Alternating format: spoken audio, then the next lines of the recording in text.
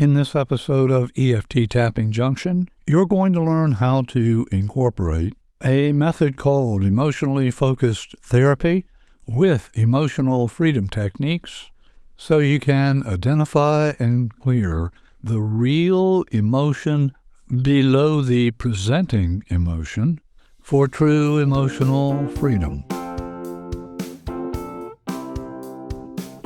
Stephen Carter, your host for EFT Tapping Junction. I do thank you for joining me.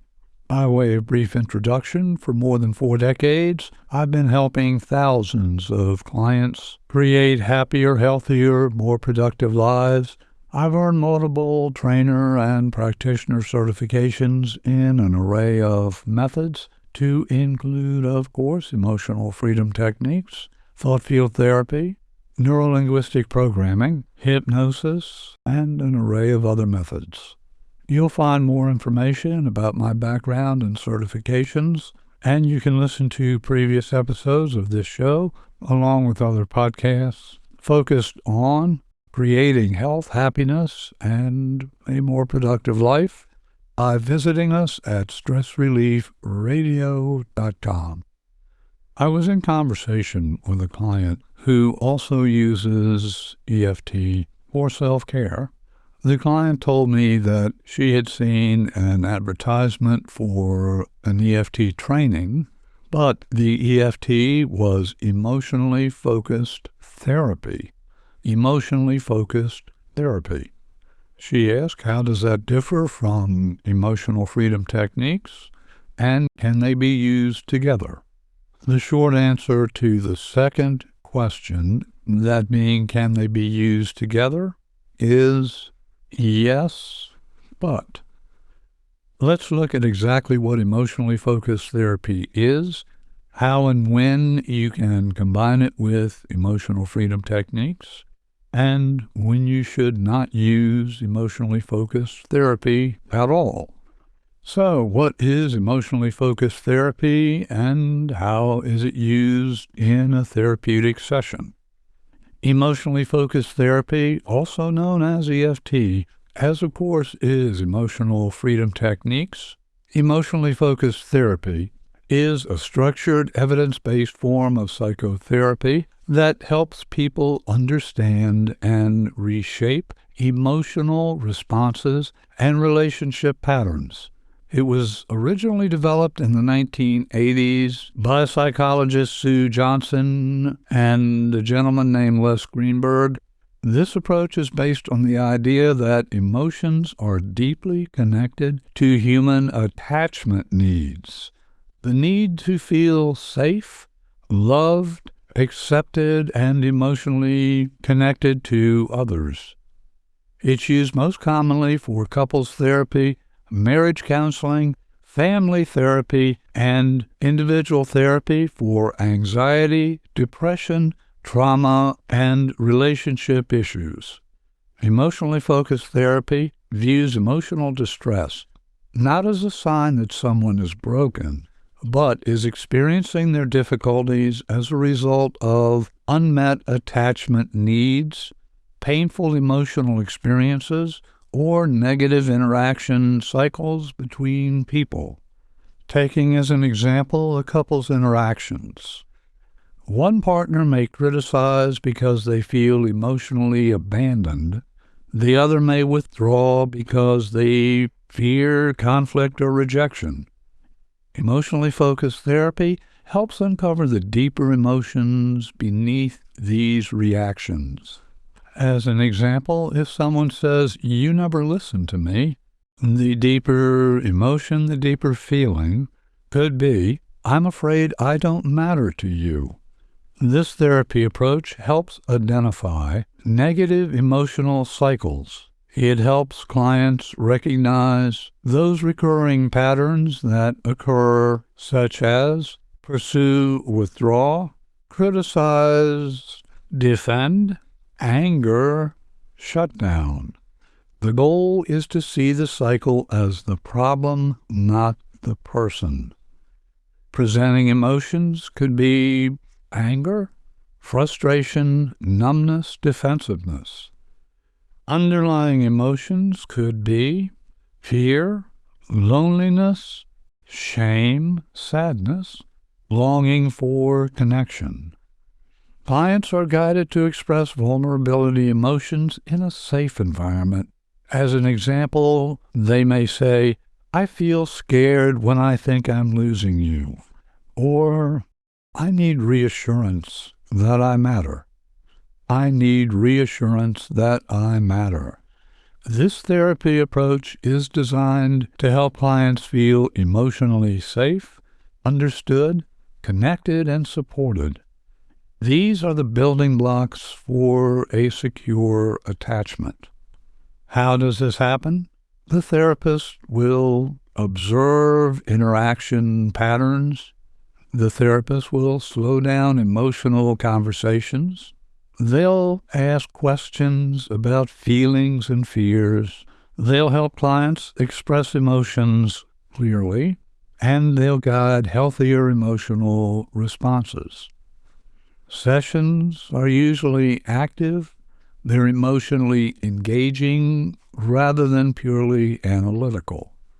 In simple terms, emotionally focused therapy helps people understand what they are truly feeling, recognize unhealthy emotional patterns, communicate more honestly, and build stronger emotional connections with others. It's well known for helping couples rebuild trust after emotional injuries. How does emotionally focused therapy differ from emotional freedom techniques? At its core, emotionally focused therapy is talk therapy based on attachment theory, and as we know, emotional freedom techniques involves tapping on acupuncture points to eliminate energy blockages in the energy system. And with that change, we enjoy full emotional freedom. If you are not a licensed therapist who has specifically been trained in couples therapy or family therapy, this is not an area that you should actively work in. Gary Craig, the creator of EFT or emotional freedom techniques, shared an admonition with us that says, "Don't go where you don't belong." And that is especially true with couples therapy or family therapy. Does this mean that we can't use some of the methods from emotionally focused therapy to help us with EFT sessions? Absolutely not. We can apply some of the principles underlying emotionally focused therapy to help us identify the true emotions underneath of the presenting emotions so we can tap on those underlying emotions, which often allows us to release the entire chain of disempowering emotions, disempowering beliefs, and problematic behaviors. Emotionally focused therapy often works with emotionally painful relationship experiences such as betrayal, abandonment, emotional neglect, humiliation, rejection, childhood attachment wounds, or other traumatic relationship issues. These experiences frequently carry enormous emotional intensity. Clients can sometimes become too activated to process these feelings effectively through conversation alone. This is where tapping can become a stabilizing bridge. Imagine a client is recalling a major moment when a parent emotionally abandoned them, a spouse betrayed them, or they felt profoundly rejected. The practitioner might pause and gently say, "What do you notice in your body right now?" The client may respond, "My chest feels tight. My stomach is twisting. I feel panic." The practitioner guides the client through the tapping sequence. which allows the client to stay connected to that experience without avoiding it, staying with it safely.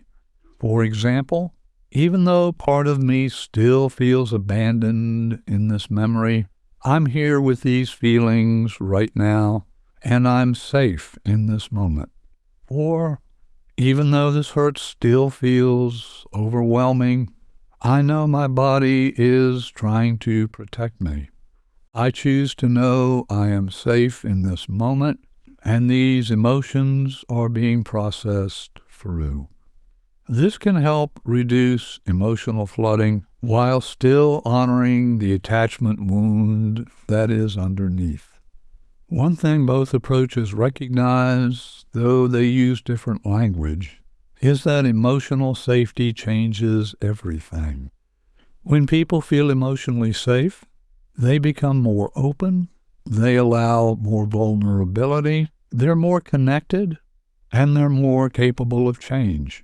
Contrast that when people feel unsafe, they are more defensive, protective strategies emerge, and true authentic connection becomes difficult or perhaps impossible. Tapping can help shift the nervous system out of defensive survival states, and that can create more space for emotionally focused work to continue. This is especially important for trauma survivors. Many trauma survivors desperately want connection, but their nervous systems associate vulnerability with danger. So when emotional closeness begins to increase, fear may also increase as well. Tapping can help clients remain regulated enough to tolerate intimacy, vulnerability, and emotional closeness without becoming overwhelmed. And that can result in tremendous healing. Another valuable way to use tapping is to encourage the client to tap between therapy sessions. Many relationship conflicts escalate before people have time to think clearly. Tapping can become a self-regulation tool before emotions escalate. Before discussing something emotionally sensitive, a person could tap on a fear of rejection, a fear of conflict, fear of abandonment, or have anger activation. Possible setup statements: even though I'm afraid this conversation will end badly, I choose to stay emotionally open. Or, even though I feel defensive already, I choose to listen without shutting down. This kind of preparation may help interrupt destructive cycles before they intensify. Knowing secondary responses are typically protective responses, and with gentle questioning, patience, kindness, as you're working with clients, you can truly be a blessing for them. What if you're working for your own issues? If anger emerges, yes, honor that feeling, and even tap on that sense of anger, but then ask the deeper question: what is underneath of this anger? Could this be a protective emotion?